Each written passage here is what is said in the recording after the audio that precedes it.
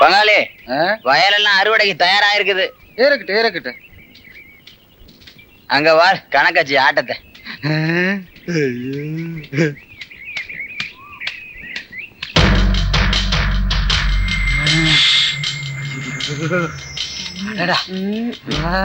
ஒன்னு 2 3 4 5 6 தம்பி என்ன பண்ணிக்கிட்டு இருக்கீங்க? பொன்னி ஸ்கிப்பிங் விளையாடு. அதுதான் எத்தனை தடவை குதிக்கிறான் கணக்கு போட்டுட்டு இருக்கிறேன்.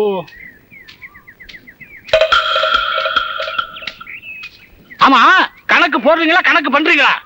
ஆமா, இந்த தம்பி என்ன பண்ணுது? பங்காளி கணக்குல ரொம்ப வீக்கு. கணக்குல வீக்கோ என்னவோ, கணக்க பிள்ளை மகா விஷயத்துல ரொம்ப வீக்கா இருக்கீங்க. தப்பா கணக்கு போடுறீங்க தம்பி. இப்படி தப்பா கணக்கு போட்டுதான் உங்க அப்பா தேர்தல் நின்னு தோத்தாரு. ஜாக்கிரதை. ரொம்ப நன்றிங்க. தம்பி ரொம்ப நன்றி. டீச்சரை போய் ரொம்ப குறியாத.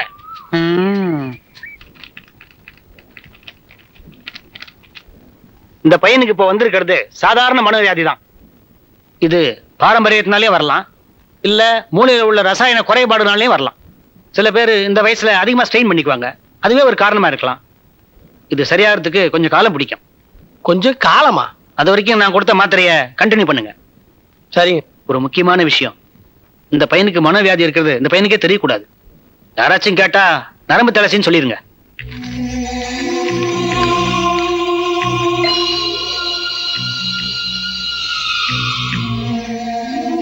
டாக்டர், என் உடம்புக்கு என்ன? Nothing to worry about. வெறும் நரம்பு தளர்ச்சி தான். தீசிஸ் சப்மிட் பண்ணதுல இருந்து எனக்கு எதுவுமே ஞாபகம் இல்லை. ஏன் டாக்டர், இவனுக்கு எப்ப பூர்ணமா குணமாகும்? குணமாயிட்டு தான் வராரு. நீங்க வீட்டு கூட கூட்டிட்டு போலாம். அவுட் பேஷண்டா ட்ரீட் பண்ணலாம். எங்க டாக்டர் எதை கேட்டாலும் குடுக்க மாட்டேங்கன்னு பதில் சொல்றேன். ட்ரீட்மெண்ட்லாம் சரியா தான் கொடுத்துட்டு வரோம். மாத்திரை சாப்பிட்டாதானே சரியாகும். ஞாபகம் வந்தது. எடா மாதிரி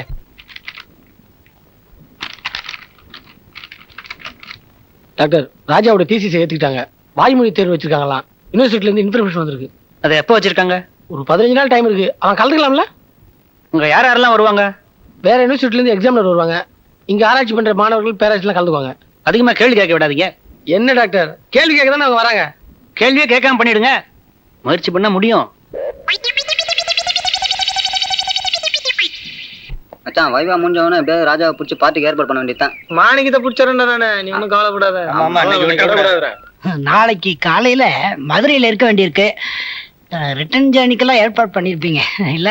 டிக்கெட்டுக்கு சொல்லிட்டேன். அந்த வாட்ச் ஸ்டாப் பறந்து போச்சுன்னு கொடுத்தனே, அதையும் கொஞ்சம் சீக்கிரமா சரி பண்ணிடலாம்.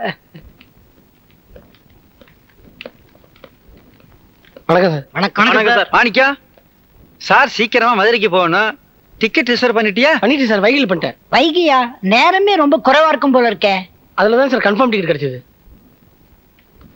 சாரோட வாட்ச் ஸ்டாஃப் இருந்துருச்சு, மாத்தி கொண்டுக்கு வா. சரி வரேன்டா. பாத்துடா. டேய், முதல்ல உஷார் பசங்க. கண்டமேனி கேள்வி கேட்பானுங்க. எவனும் வாயே திறக்கூடாது. நம்ம கேண்டீன்ல போய் அல்வா வாங்கி கொடுத்துரு. வாயை முன்னா திறக்கவே முடியாது. ஓகேடா. ஏ மொட்டை கோபி, என்னப்பா? இதே ஒரு வாட்ச் ஷாப் வாங்கி வா. எனக்கு ஒரு 10 ரூபா கமிஷன் எடுத்துக்கோ. 20 நிமிஷம் ஃபாஸ்டா வச்சிடுறேன். சீக்கிரமாவே வைகைக்கு போயிருவீங்க. தமிழ் வளர்த்த மதுரையிலே இருந்து பேராசிரியர் டாக்டர் கயல்வேந்தன் அவர்கள் இங்கே வருகை தந்துள்ளார். மதுரையில் கடல் இல்லையே என்ற குறையை நீக்க அங்கே தமிழ்கடலாக வாழ்பவர் டாக்டர் கயல்வேந்தன் அவர்கள். அவர்கள் இந்த ஆய்வு வாய்மொழி தேர்வை நடத்தி தர வேண்டுமாறு பல்கலைக்கழகத்தின் சார்பாக வேண்டிக் கொள்கின்றேன். பேராசிரியர் கூறியதை நான் வழிமொழிகிறேன்.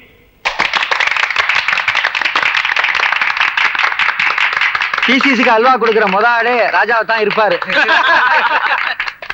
பேராசிரியர்களுக்கும் ஆய்வாளருக்கும் என் வணக்கம். பேராசிரியர் என்ன தமிழ் கடல்னார். நான் தமிழ் கடலோ இல்லையோ, ஒரு கடலோர கிராமத்துல பிறந்தவன், மீனவ குடும்பத்துல பிறந்தவன்.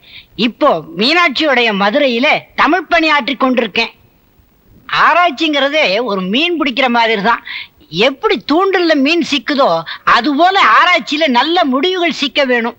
ஆராய்ச்சின்னு எடுத்துக்கிட்டாலே அது ஒரு பெரிய கடலை போல. அடடே, வைகைக்கு நேரம் ஆயிடுச்சே. இப்பொழுது நமது ஆய்வாளர் தமது ஆய்வை பற்றி சுருக்கமா சொல்லுவார். ஏற்றப்பாட்டுக்கு எதிர்பாட்டில்லை என்று சொன்னார் கம்பர்.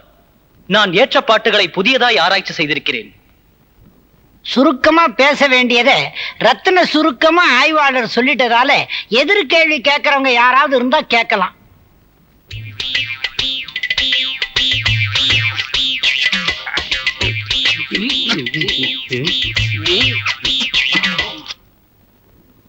இந்த ஆராய்ச்சிக்கு எதிர்கேள்வி எதுவும் இல்லைங்கிறதுனால இவருடைய ஆராய்ச்சி ரொம்ப தகுதியுடையதுன்னு முடிவு செய்து பல்கலைக்கழகம் இவருக்கு பட்டம் அளிக்கணும்னு பரிந்துரை செய்யறேன். டாக்டர் ஒரு குட் நியூஸ். ராஜா வைவால பாஸ் பண்ணிட்டான். கங்க்ராச்சுலேஷன்ஸ். அவன் பாஸ் பண்ணி எனக்கு ஏன் கை கொடுக்குறீங்க? ஐயோ ஐயோ ஐயோ, இந்த மென்டலுக்கெல்லாம் ட்ரீட்மெண்ட் பண்ணி பண்ணி நானும் அது மாதிரி ஆயிட்டேன். பை த பை, அந்த எக்ஸாமினேஷன்ல அவங்க என்ன கேள்வி கேட்டாங்க, இவன் என்ன பதில் சொன்னான்? கேட்க விட்டாதானே, அவங்களையும் அதிகமா கேட்க விடல, இவனையும் அதிகமா பேச விடல. கரெக்டா செஞ்சிருக்கீங்க. இப்போ ஒரு புது சிக்கல். என்ன சிக்கல்? இதுக்கு முன்னால ராஜாவுக்கு ஒரு பொண்ணு பார்க்க வரதா நாங்க ஒத்துக்கிட்டோம். அப்படியா? எப்போ? அவன் தீசிஸ் எல்லாம் கொடுக்கறதுக்கு முன்னால, இந்த குழப்பம் ஏற்படாத நேரத்துல. ராஜாவுக்கு அந்த பொண்ணு தெரியுமா? நேரா பார்க்கல, போட்டோல தான் பார்த்தா. ஆனா பொண்ணு ரொம்ப பிடிச்சு போச்சு. அதனாலதான் வேக வேகமா தீசிஸை முடிக்கலாமேன்னு கொஞ்சம் கடுமையா உழைச்சான். ஓஹோ, அந்த பொண்ணை கட்டிக்கணுன்ற ஆசையில தான் இவ்வளவு வேகமா படிச்சு இப்படி ஆயிட்டானா? இப்பவே குணமாகிட்டு தான் வர்றான். இருந்தாலும் அந்த பொண்ணை பார்த்தா பூர்ணமா குணமாகலாம். ஆனா அங்க வந்து ஒண்ணு கிடக்க ஒண்ணு பண்ணி இவன் கூட்டு வெளிப்பட்டு போச்சுன்னா இப்படி எதுவும் நடக்காம கிட்ட இருந்து நீங்க தான் கவனிச்சுக்கணும். வேலைக்கு மாத்திரையை கொடுக்கணும். பட் ஒன் திங், அவன் மென்டல் பேஷண்ட்ன்றது யாருக்கும் தெரியக்கூடாது. Okay doctor.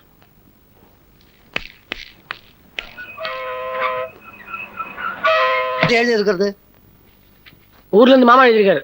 மாமாவா? அவர் சம்பந்த விஷயமா எழுதியிருப்பாரு. அதேதான் எழுதியிருக்காரு. இந்த பாருப்பா, ராஜா கல்யாணத்தை காலகாலத்துல நல்லபடியா பேசி முடிச்சிடு. அப்பதான் அடுத்தது உன் கல்யாணம் நடக்கும்.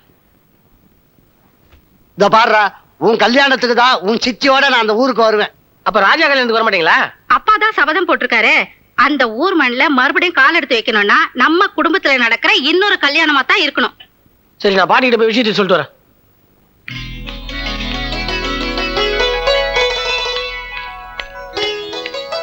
பாட்டி, பொண்ணுக்கு கல்யாண ராசி மாறுதான். உடனே பொண்ணு பார்க்க வாங்கன்னு எங்க மாமா லெட்டர் போட்டிருக்காரு. நம்மள வாரம் தந்தி கொடுத்துட்டுமா? ஏன்பா, அவன் அங்க வந்து ஒண்ணு கிடக்க ஒண்ணு செஞ்சு இவனை பத்தி அங்க எல்லாருக்கும் தெரிஞ்சு போச்சுன்னா? நான் இருக்கும்போது அப்படி விட்டுருந்தா பாட்டி, கவலையே படாதீங்க. அவன் எதை செஞ்சாலும் அவனை முந்திக்கிட்டு நான் செஞ்சிடறேன். நீங்க டாக்டர் கேட்டு பாத்தீங்களா? அவன் கொஞ்சம் கொஞ்சமா இப்ப நார்மல் ஆயிட்டு வரானா. அதெல்லாம் கவலை இல்ல பாட்டி, நான் இருந்து பாத்துக்கிறேன். அப்ப தந்திய கொடு.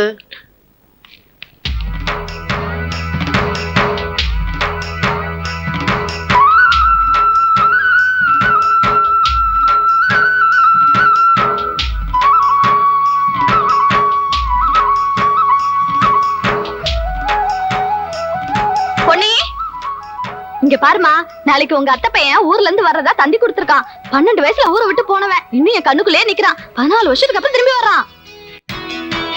இந்த நேரம் பார்த்து அப்பா வேற பட்டுக்குட்டிக்கு போயிட்டாரு. தம்பி பஸ் ஸ்டாண்டுக்கு போய் யார் கூட்டு வர்றதுன்னு தெரியலையே. அம்மா, நான் போய் கூட்டிட்டு வரட்டா? உனக்கு எப்படி அடையாளம் தெரியும்? நான் டிவியில பாத்திருக்கேன்ல.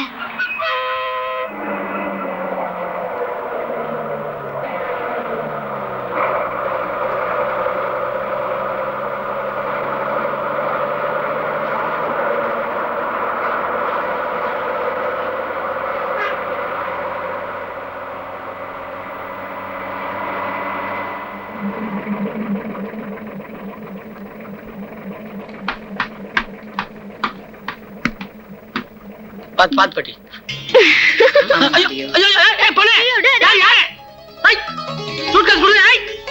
ஐயோ, வந்தவன திருட்டு போச்சு. திருட்டுக்கோட்டு கூட இருக்கு பாரு. நில்லு, போலீஸ்ல புடிச்சு கொடுத்துருவேன். ஐயோ, ஓட முடியலப்பா.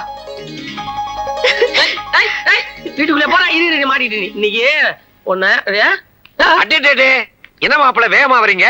நாயகி துரத்துச்சா? இல்ல மாமா, நான் பஸ் விட்டு இறங்கணும்னு ஒரு பொண்ணு சூட் கேஸ் சுத்தி ஓடி வந்துருச்சு. கடைசியில அங்க சுத்தி இங்க சுத்தி நம்ம வீட்டுக்குள்ள ஓடிடுச்சு. இது நம்ம வீடு தானே?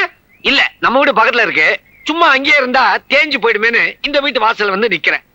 என்ன மாப்பிள்ள நீங்க 12 வருஷமா இந்த வீட்டுல இருந்திருக்கீங்க. இது நம்ம வீடுன்னு உங்களுக்கு தெரியாதா? அப்ப இந்த பொண்ணு யாரு? ஏன் பொண்ணுதான், உங்களை கட்டிக்க போறவ.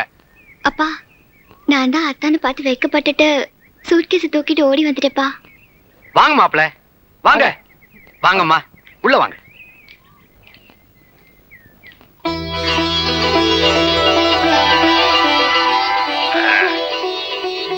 காஃபி எடுத்துக்க தம்பி. இந்தாங்க. ஆ? ம். அப்போ மாப்பிள்ளைய கூட்டு போய் பொண்ணை பார்க்கலாங்களா? இன்னைக்கு செவ்வாய்க்கிழமை, பொண்ணு கிடைச்சாலும் புதன் கிடைக்காதுன்னு சொல்லுவாங்க. நாளைக்கு வச்சுக்கோமே, நான் போய் தேவர்கிட்ட சொல்லிட்டு வந்துடுறேன். சரி, நாளைக்கே போய் பார்க்கலாம். சாப்பிடுங்க.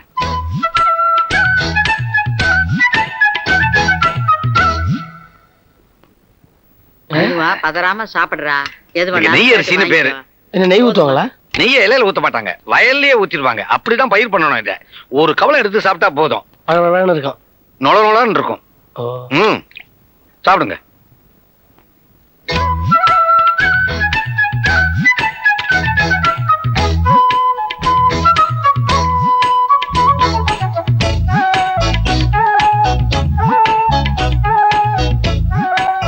என்ன குழம்பா ஊத்திட்டு இருக்க? குழம்பாம ஊத்துமா? போங்கப்பா. எனக்கு ஊத்தாம போயிடுச்சு. நான் ஊத்துறேன். சீக்கிரம் சீக்கிரம். போதுமா? போதும் போதும். மாமிக்கு பத்தாது உங்களுக்கு. நீங்க ஏன் குழம்புறீங்க?